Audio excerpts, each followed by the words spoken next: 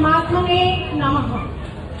यहाँ उपस्थित सभी पूज्यजन, महानुभाव, भाइयों, बहनों और प्यारे बच्चों, मैं कुटुंब प्रबोधन पर बोलने जा रही हूँ।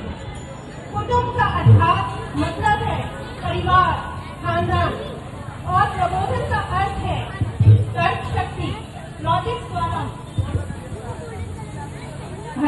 तर्क शक्ति और लॉजिक्स द्वारा ज्ञान को प्राप्त करना।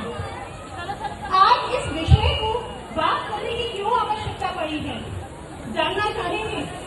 आज प्राइवेसी और आधुनिकता के नाम पर कुटुंब और परिवार छिन्न भिन्न हो रहे हैं।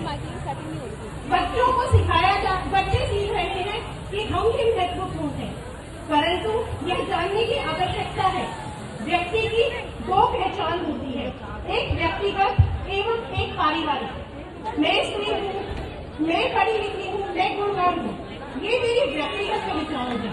लेकिन मैं पुत्र वधू हूँ, बहन हूँ, पत्नी हूँ, यह मेरी पारिवारिक पहचान है।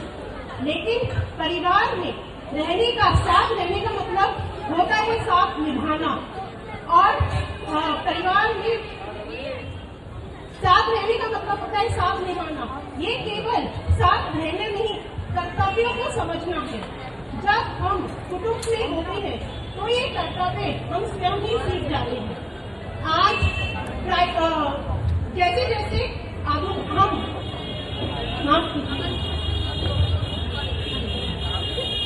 आज हमें संस्कारों को सीखने की आवश्यकता है, बच्चों को देने की आवश्यकता है, ताकि वो परिपूर्ण व्यक्तित्व बन सके, वो समझ सके कि कुटुंब में हमें ओवरऑल डेवलपमेंट मिलती है।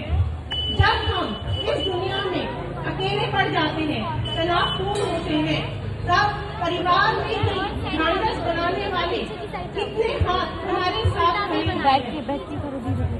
आपने पढ़ा होगा, man is a social animal. मनुष्य एक सामाजिक प्राणी है। बात करने के लिए, मैत्री भाव के लिए, दिन भर चर्चा करने के लिए हमें कोई ना कोई चाहिए, और परिवार में यह सब उपलब्ध है।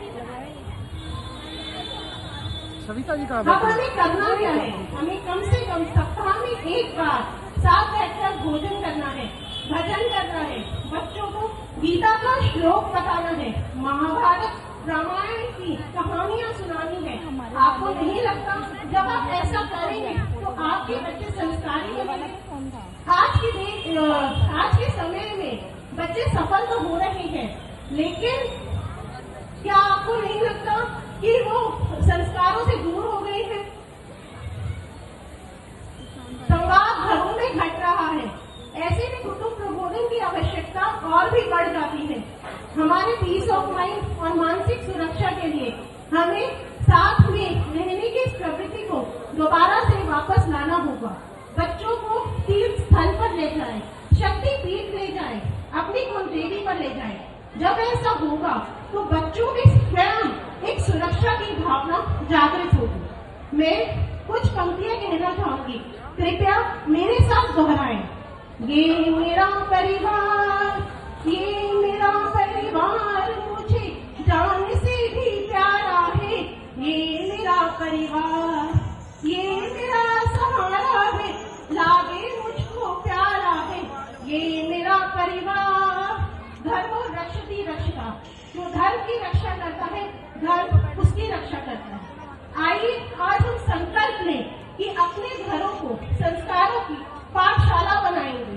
सशक्त परिवार ही सशक्त देश की नींव रख सकता है।